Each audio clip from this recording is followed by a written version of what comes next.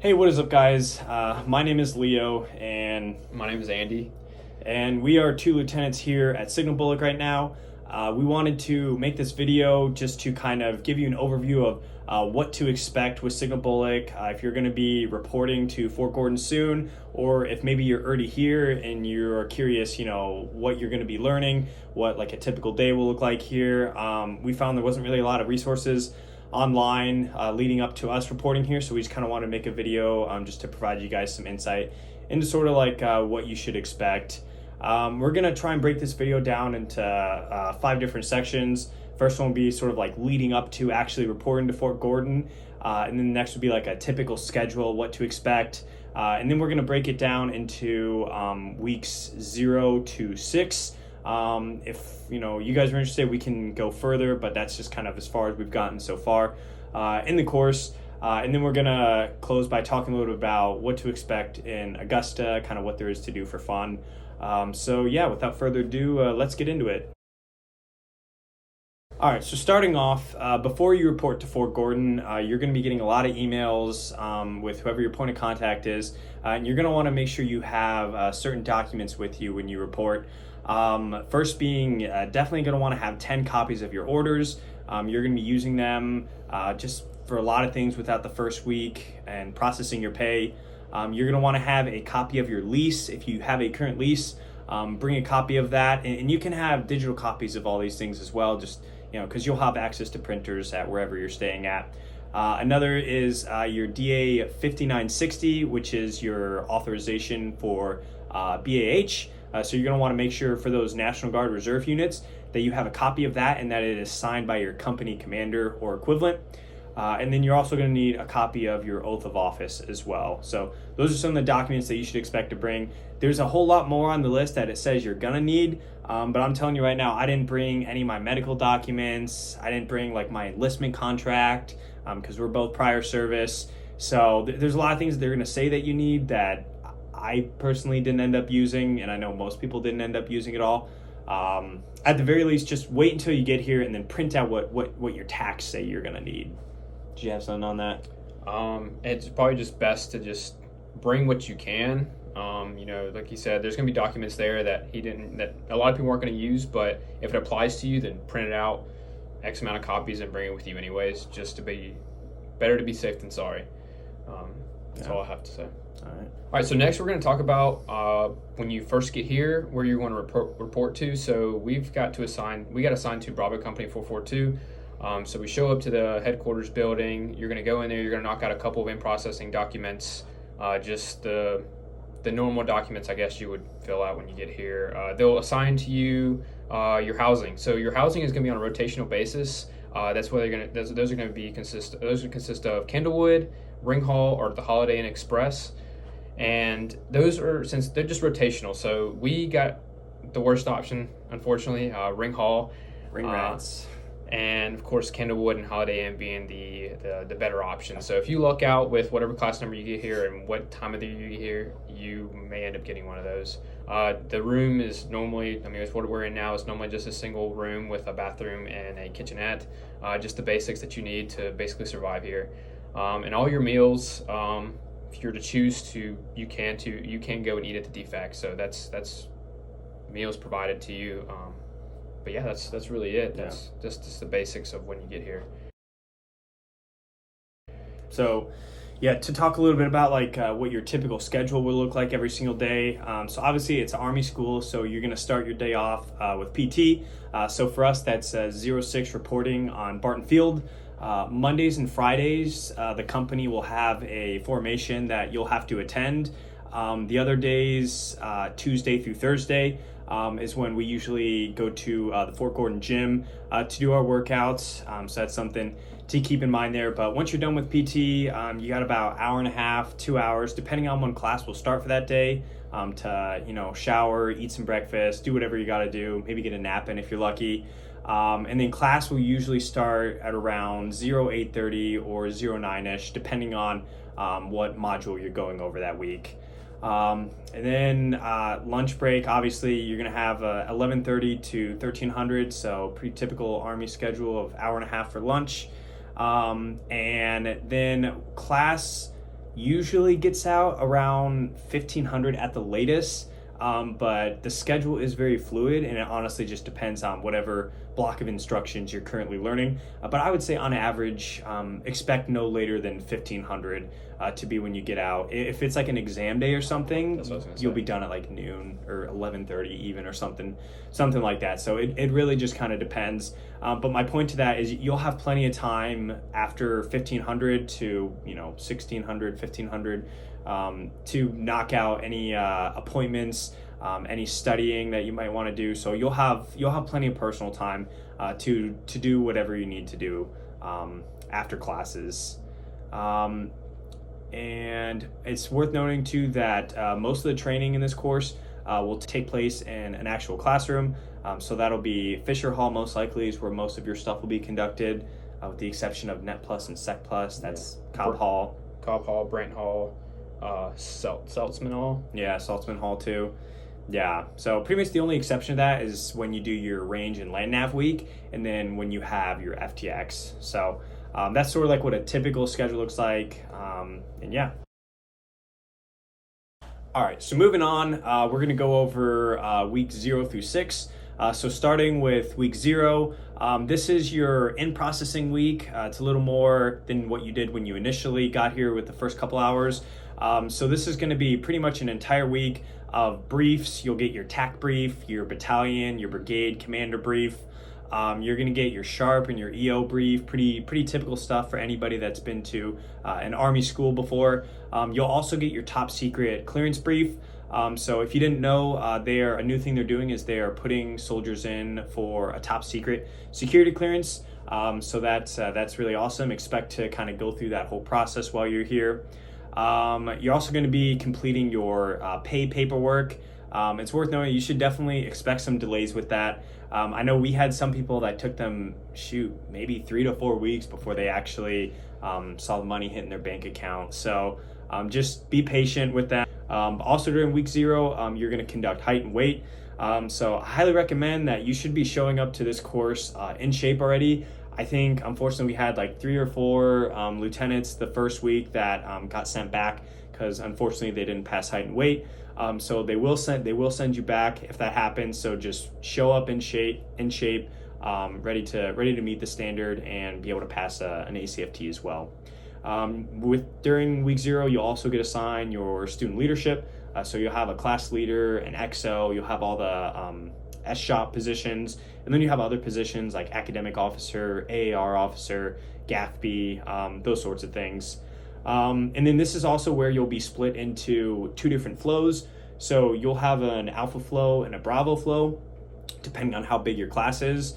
We actually have a pretty small class. We're about 46 strong. I think 44. 44 in total, but other classes are more like 88. So we're practically half the size of a regular class, but they still split us up into an alpha and a bravo flow.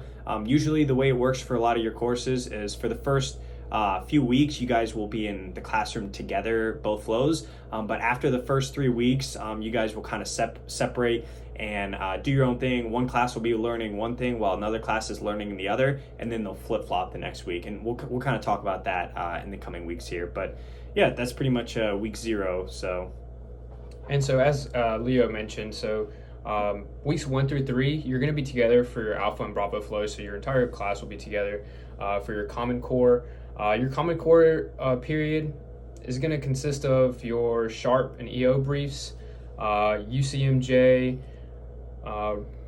what's the other one? Resiliency training, the unit deployment process, and what UMO school will be like if you ever get selected as the LT for your unit to go to that training. Risk management, covering all of the Army's procedures to mitigate risks, as well as property accountability.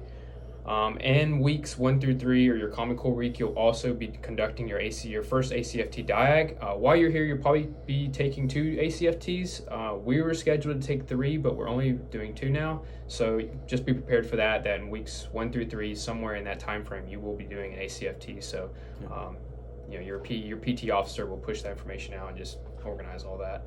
Yeah.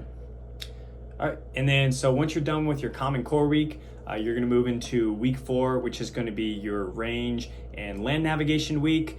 So you'll have a day of PMI where you get to practice with the barriers and changing mag drills for the new weapons qual, which is what you will be doing. You'll have an EST day, and then for our class, when we went out to the range, we did both grouping and zeroing and qualling on the same day. Because we had such a short class. For you, you might take 2 days, depending on how big your class is, to do group zero one day and then qual the next day. I know we used iron sights for qualling, but the class right after us used CCOs. So I think that's just kind of up to your tax. Hopefully y'all get to use CCOs, but we had to use iron sights for that. And then land navigation. So the way it's going to work is you're going to do night into day.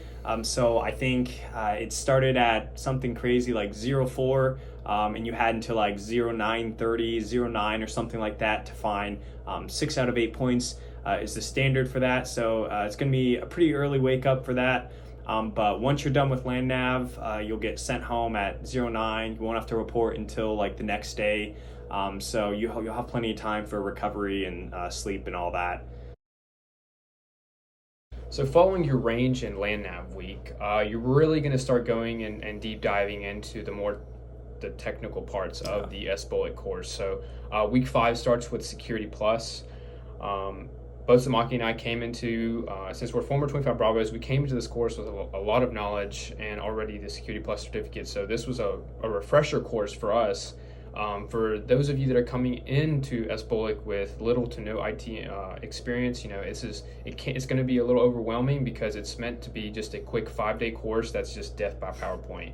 It's a fire hose of information that's just a mile wide and an inch deep. So if you plan on taking the certification while you're here, depending on what time of the year you come, there may be they may be funding to where you can take that certification here. But we'll talk about that process a little bit more in depth later. After Security Plus, Bravo Flow, our flow went straight into Network Essentials, which is another 5-day course. You go through the Cisco NetAcad courses, is what the civilian instructors teach here. It's on the equivalent of about 1 semester of CCNA in college. And for both Security Plus and Network Plus, if you want to get certified or to get those certifications, Fort Gordon does have a testing center on post, and you can use Army Ignite to pay for that voucher, or you can go through your tax, and they may be able to supply you with the funds to take that certification, whatever it is you choose. But be proactive on that. Get started on that process early. That way you can kind of more or less schedule the certification exams around times where there's going to be a lot of downtime. And then after your Network Essentials week 6, you'll be heading into week 7, which is AWS Cloud. So that's actually a new implementation that they're doing into the SBOLC curriculum. It's going to be a cloud fundamentals course. So it's going to give you about 5 days of AWS fundamentals, what all the services of the compute, storage, networking, and database services that AWS offers. And that course is, if you're interested in taking the AWS Cloud Practitioner exam, that course is enough to get you on par with taking that exam and passing it. It's only 700 out of 1,000 to pass. I was able to get that while I was here. I studied for about a week. It's not too hard, but it's a good entry-level exam for those of you that are trying to break into the cloud industry. So highly recommend that you guys look into that.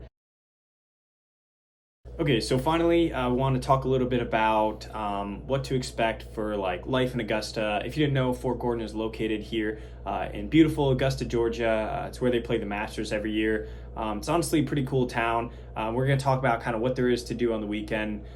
So speaking of, the weekends are usually going to be yours. You'll never have, your training's always going to be Monday to Friday. Even when you go on the FTX, the weekends will still be yours. So just expect that. If there happens to be a holiday while you're here, I would probably expect it to be a 4-day weekend for y'all. I know we've had 3 4-day weekends so far since we've been here, so we lucked out. Depending on what time of year you come, you may get multiple 4 days, you may not. It just kind of depends. Something that was new when we arrived is they implemented a 250-mile traveling radius for the weekends, or really any time, but the weekends is when you're free. So just kind of keep that in mind. If you come from further than 250 miles, you most likely will not be able to visit home, unfortunately.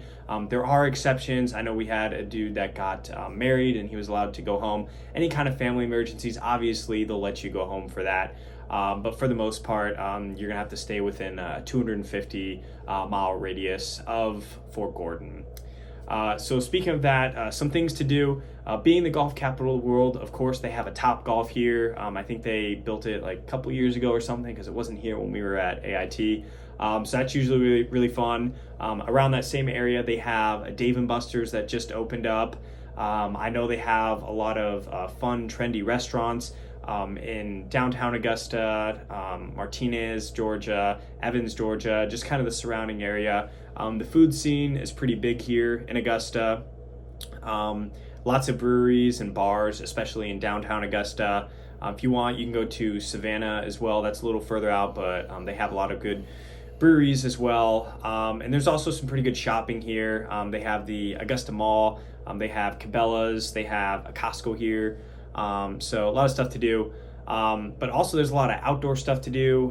Personally, that's my favorite type of stuff. I'm a really big outdoorsy guy. So far we've done a lot of kayaking down the Savannah River. I know on 4th of July they had this kayaking and see the fireworks kind of thing at night. So that was a really cool experience. They have the river walk right there in downtown Augusta. So I know we've gone on runs there before.